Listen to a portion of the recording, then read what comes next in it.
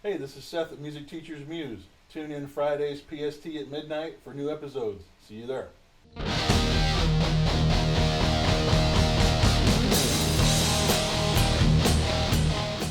Hey, welcome back. Today we're talking about dress attire and appearance and how much it matters and what you should wear depending on your environment that you're teaching in. So let's jump right in here. So the first environment, since my main bulk of teaching experience has been at Guitar Center, we'll go with the corporate store. And places like, the only other thing I can think of in the United States is Sam Ash, the second biggest music chain aside from Guitar Center. So, of course, when I worked there, I have to wear a Guitar Center shirt, and sometimes it says lessons, sometimes it doesn't, but it's an employee shirt. It's either black or red, and it's an, it's an employee shirt. It's like when I worked at Arby's, I had an Arby's shirt and an Arby's hat and a name tag. But we don't have name tags at Guitar Center anymore. At least I don't. Used to have a lanyard with a thing that hung around your neck, but nobody ever read it, so they didn't. Even though it says guitar instructor Seth on it, nobody ever noticed that. But and in general, jeans, sneakers, but decent shoes, basic casual dress, but a button-up shirt, and something that goes with it.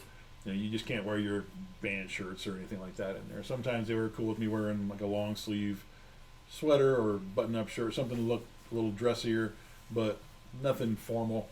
Just make sure you follow whatever the guidelines of whatever store you're working in. The next environment you're going to find yourself in is like a mom and pop store, which would be, I would wear this to work when I worked at at Dealey and Music in Inglewood, so in California. So I could wear my Iron Maiden shirts or, whatever. This is something I would wear, black, whatever, Don't wear your Cannibal Corpse bullshit, or I wouldn't wear my one shirt that says, I'm in a band, show me your Hooters. Wouldn't be a shirt I would want to wear in that environment. Like I have an Alice Cooper shirt that's got like the blood spurting out of the side of the skull, that could freak out little girls. So just be discrepant and use your better judgment, but most of the time you can get away with, musician shirts and things like that. You don't have to wear a button-up shirt unless you choose to. The independent music school environment will be one that it's going to be like business casual, because that's a more serious learning environment. Even if they're just doing in-person lessons one-on-one, or the one place that I did work at like that in Santa Clarita, the little place, that's as much as I'll give you the name of it, did work there. That's all I'll say. That was like business casual, button-up shirt, nicer shoes. I wear my dressier shoes and some slacks or something that's a little fancier, or even a darker color like black jeans that are a little fancier than these. Because if it's referred to as a school, even if they just do one-on-one lessons, because that happens a lot. It's not necessarily where they have classes and a curriculum that's just referred to as a school of music. TG in Goshen, Indiana, where I taught, is like that. Or was then. I haven't been there for 7 years, but it's usually it's viewed as a more serious learning environment, and this place actually was, because they had big recitals and stuff every year, and they had a really nice facility. So, and they paid well, so you definitely want to make sure that you accommodate whatever that environment is. You're just doing your job and presenting yourself in the best way possible, so you can keep your job when applicable. I mean, I didn't, but it didn't have anything to do with how I dressed. Let's just put it that way. That's another story for another time. And then you've got your private students. If you either drive to them, or you're doing them online, or they come to you. I used to wear the button-up shirt to my private clients, or just something like this. It wasn't a t-shirt, like a V-neck maybe, or something that looks a little dressier. Now they don't care, because I can wear my Ibanez or my DiMarzio shirt. DiMarzio. But it's not a big deal, but it's still, it's presentable. So I can wear a button-up shirt if I feel like it. They don't care. The company that I got hired to drive to students' homes through, they required that you wear a button-up shirt and, nicer jeans and nicer shoes, because most of their clients were rich people, which leads me into the next part of the segment here, is your appearance. Now, does it matter? Well, yes, it does. I mean, nobody's going to hire me to play a jazz gig. So with the way I look and playing this kind of guitar or that guitar, maybe this one because it's old, but that makes a difference. They're also not going to hire a Poindexter with a pocket protector and glasses this big around to play in a thrash metal band most of the time with a Telecaster, because it just doesn't work. But the main thing to remember is that you just want to look presentable. Like, I've got long hair, but I don't have any tattoos or piercings, and I'm never going to have that happen. But a lot of people do, especially if you walk into a music store like Guitar Center. A lot of the employees have tattoos. Some of them have piercings. But as long as they're either tasteful or covered up, shouldn't be any problem for you. If you have, like, say if you have a nose piercing and a piercing in your eyebrow and like a big gaudy earring or something, you might want to take one or two of those out depending on how threatening they may look, just because, for obvious reasons. If you're working with kids, you don't want to spook them, because that's the last thing you want to do. And you want the parents to be comfortable with you as a teacher, because the kids are the most precious thing to them. So make sure everybody is comfortable, not just the student. And these people aren't going to hire you anyway if you look threatening, plus because they're going to do a background check on you regardless of which environment you're in. But the main thing is that you just look presentable. Now, the one time I've had this become it wasn't even really a problem, but the same company that hired me to drive to students' houses, they gave me some shit about my appearance. And it wasn't like they were major league assholes about it, but the guy literally looked at me, and as most people do, and please leave comments below. I mean, do I look like a Viking? Because everybody I know damn near tells me that I do. And the guy's sitting there, I'm drinking a glass of scotch with a cigar at the thing at the weekend that we had, like the training seminar for their new hires. And he's like, dude, you look like a Viking. I'm like, yeah, this is news. And over the phone, even a couple months later, before I ever got booked with any students at all, he's like, you need to clean up the look.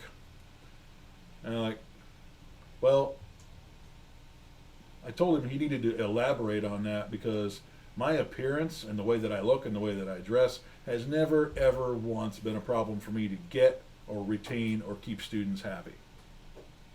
I don't have a swastika tattooed on my forehead or any of that bullshit, or even any tattoos or anything of the nature. I'm a clean person. I'm a metalhead, but I'm about the mellowest metalhead you'll ever meet in your life. And so I just mentioned that to him, and he never really did elaborate on it. But in that case also, I've had 1,000 people tell me that if they saw me standing there with a guitar doing lessons, even if the guy next to me has short hair and can play circles around me, they're going to go with me because I look like a guitarist. So, I look cooler than the average dude. I mean, at least in that case, I guess I do. I'm not bragging on myself, but people have told me this. So, and people who were actually guitarists too, that also played. So they obviously know what they're talking about. So it's never been a problem for me, but again, use your discretion. And just if you have things that you need to cover up, tattoos, piercings,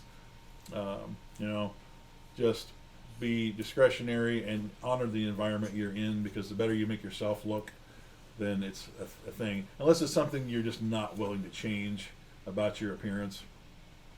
I can guarantee, I wouldn't say that my hair is the reason I get booked as much as I do, but just for the reason I stated a minute ago, it's literally just one of those things that I think does help me, because for the metalhead kids, I'm the first guy they send them to. So I think I have the longest hair, including the women that taught at my store.